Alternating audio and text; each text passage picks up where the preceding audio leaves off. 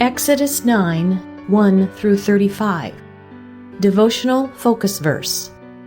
And when Pharaoh saw that the rain and the hail and the thunders were ceased, he sinned yet more, and hardened his heart, he and his servants. Exodus 9:34. Madalyn Murray O'Hair gained fame after her lawsuits, Murray versus Curlett and Schempp versus School District of Abington Township, were heard by the United States Supreme Court in 1963. She declared that her son, William, had been mistreated for not participating in the required daily opening exercises, which included Bible reading. The court ruled that compulsory Bible reading and prayer in the public schools was unconstitutional. Following that decision, Madalyn Murray O'Hair became a spokesperson for atheism and created a non-profit organization called American Atheists. She sought for the removal of "In God We Trust" from the United States currency and wanted the phrase "under God" taken out of the Pledge of Allegiance. She was vocal, forceful, and zealous in her causes, which prompted many people to hate her. In 1995, she disappeared, and in time it was discovered that she had been gruesomely murdered. In contrast, Murray O'Hair's son, William, whose rights she sought to defend in her lawsuit, converted to Christianity in 1980 and became a Baptist preacher. He is active in Christian causes today. However, his conversion prompted a breach between him and his mother that was never resolved. Every individual has a free choice of whether or not to serve God. Madalyn Murray O'Hair chose, her son William chose, and Pharaoh in Egypt chose. The focus verse states that Pharaoh hardened his heart. When he saw God's workings and power, he repeatedly refused to submit himself. Some of the synonyms for hard-hearted include unfeeling, unmerciful, and pitiless. What a description of the type of man Pharaoh must have been. Though the Egyptians were being devastated and were suffering great distress because of his choices, Pharaoh still would not yield. He continued to resist the Lord and his servants, and each act of disobedience only hardened his heart more. This should be a lesson to us. Each rejection of God results in a weakened conscience and lessens the ability of an individual to respond correctly the next time. When a person repeatedly chooses to ignore the voice of God, the day may come when he no longer hears God's call. Christians must also be cautious to respond quickly to the Spirit. When God directs a particular course of action or instructs us in any way, let us be quick to yield and obey. Background information.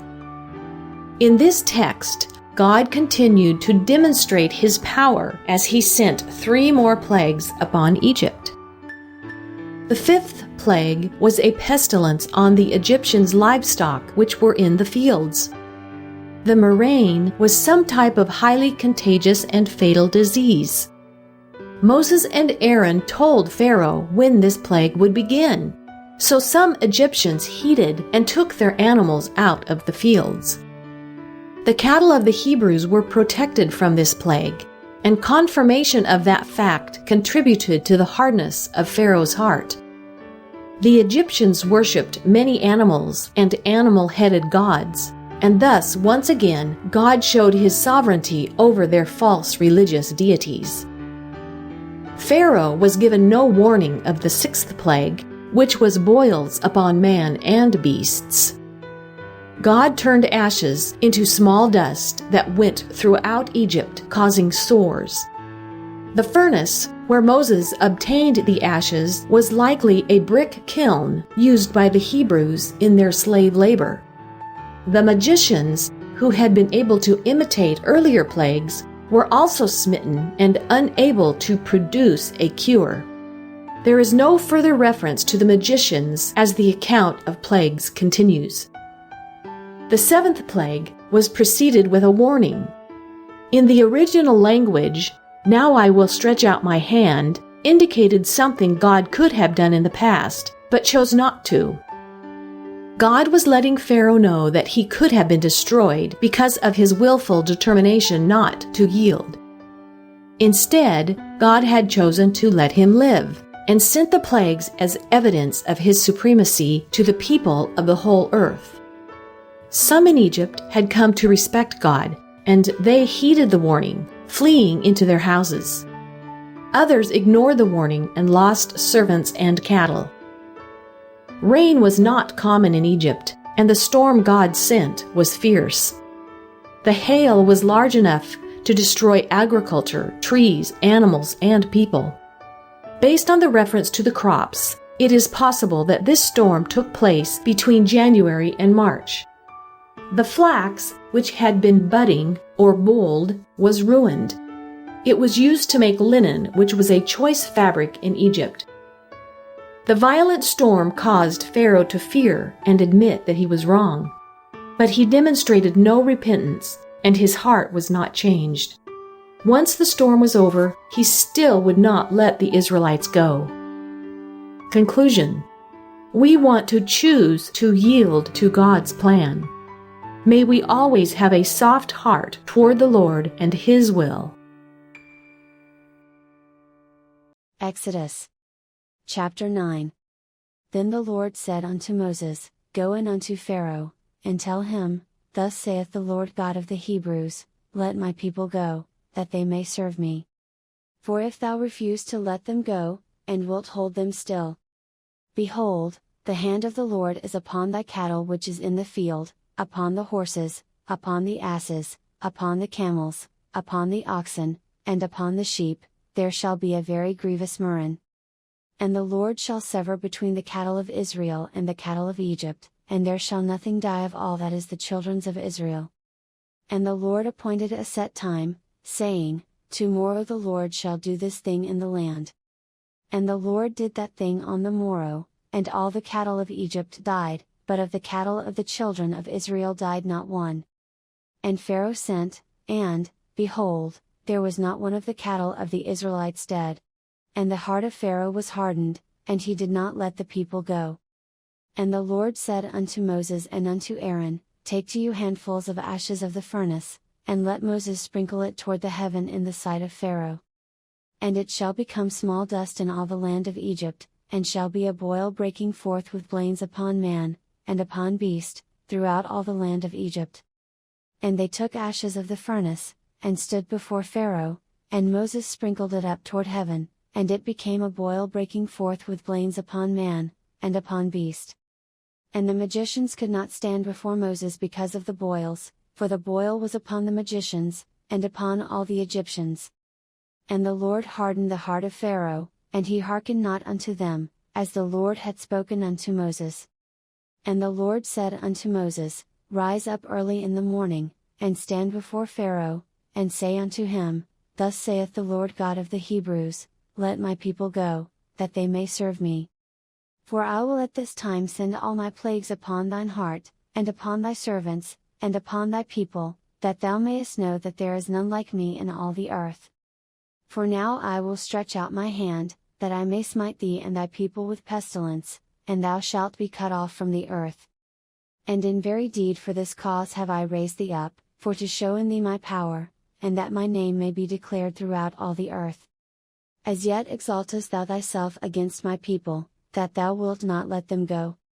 Behold, tomorrow about this time I will cause it to rain a very grievous hail, such as hath not been in Egypt since the foundation thereof even until now. Send therefore now, and gather thy cattle, and all that thou hast in the field, for upon every man and beast which shall be found in the field, and shall not be brought home, the hail shall come down upon them, and they shall die.